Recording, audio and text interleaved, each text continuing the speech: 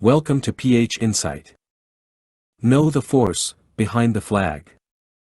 Whether it's warships, fighter jets, or the next big defense move, if it matters to Philippine security, it's here. In an era where maritime tensions are rising fast and threats are emerging quicker than ever, the ability to respond swiftly and decisively can mean the difference between deterrence and disaster.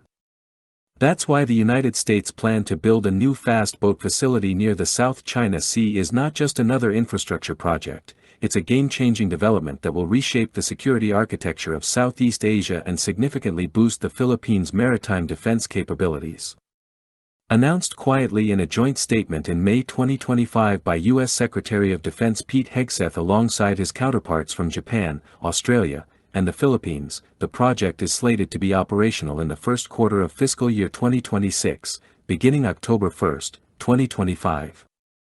It comes at a time of intensifying confrontations in the South China Sea, particularly between Philippine and Chinese forces near contested features such as Second Thomas Shoal and Scarborough Shoal. But what is this facility really about? Why is it so important? And what does it mean for the future of the Armed Forces of the Philippines, AFP? Let's break it down. This upcoming facility will serve as a forward operating and maintenance base for high-speed naval assets, often referred to as fast boats or fast attack craft. These vessels are specially designed for littoral, near-shore, combat, quick-response missions, and intercepting hostile vessels operating in gray zones. In the South China Sea, where Chinese Coast Guard ships and maritime militia routinely harass Philippine ships, fast boats offer the agility and speed to counter those threats without escalating into full-scale conflict. The exact location of the fast boat base has not been made public for operational security reasons, but defense sources suggest that it is being developed within proximity to Palawan, placing it just a few hundred nautical miles from some of the most contested waters in the world. This is not a coincidence. It is a calculated move, and it's meant to dramatically shorten the Philippine military's reaction time to hostile actions in the West Philippine Sea.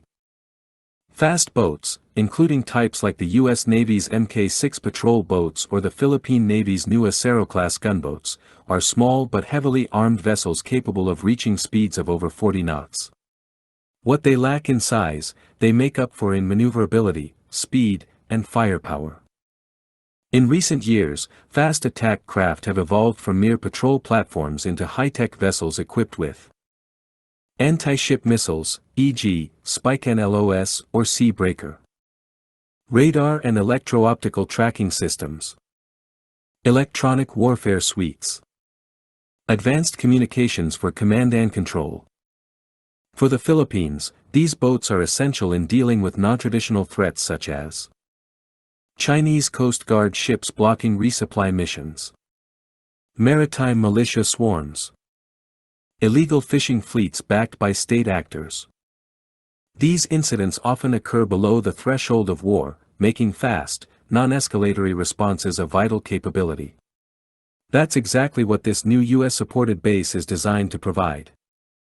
Of course, not all are celebrating.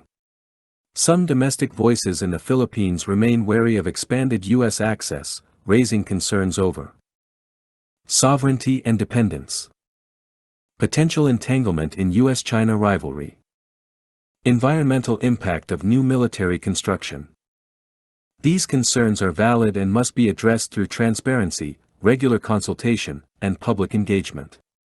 But the strategic reality is that the Philippines faces immediate maritime threats, and delaying capability development could prove far costlier. In the face of coercion and aggression, the best response is preparedness backed by partnership. The U.S. fast boat facility near the South China Sea is exactly that, a strategic tool, a message of deterrence, and a boost to Philippine maritime capability. It embodies a smarter form of defense, fast, flexible, local, and scalable. It empowers the Philippine Navy and Coast Guard to respond on their own terms, in their own waters, with their own sovereignty in mind. And when it opens its gates in 2026, it won't just house boats. It will house hope, for security, for freedom of navigation, and for a peaceful Indo-Pacific upheld by strength, not submission. When the United States confirmed plans to build a forward operating base for fast boats near the South China Sea, it was seen by many as a bold declaration of strategic intent. Although construction is still underway and the facility won't be fully operational until the first quarter of fiscal year 2026, the mere announcement has already begun to transform how the Philippines approaches maritime defense, regional diplomacy, and military readiness. In the months since U.S. Secretary of Defense Pete Hegseth's joint statement with the defense ministers of Japan, Australia, and the Philippines, the momentum surrounding the upcoming fast boat facility has triggered visible shifts in defense planning, military posture, and regional cooperation. In short, the base is already making waves, long before the first vessel is even launched from its docks. This follow-up article dives deeper into the early consequences of the project's announcement, how it is changing the behavior of China in the region, accelerating Philippine military reforms, and prompting new strategic calculations from allies and rivals alike. The US-backed fast boat facility near the South China Sea is already proving that you don't need to launch the first boat to launch a strategy. From changing Chinese behavior to energizing Philippine modernization and boosting alliance interoperability, the ripple effects are spreading far beyond Palawan. When the gates officially open and the first patrol races toward the horizon, it won't just mark the start of a new chapter in Philippine defense, it will confirm that Manila is not just defending its territory, but redefining its role in regional security.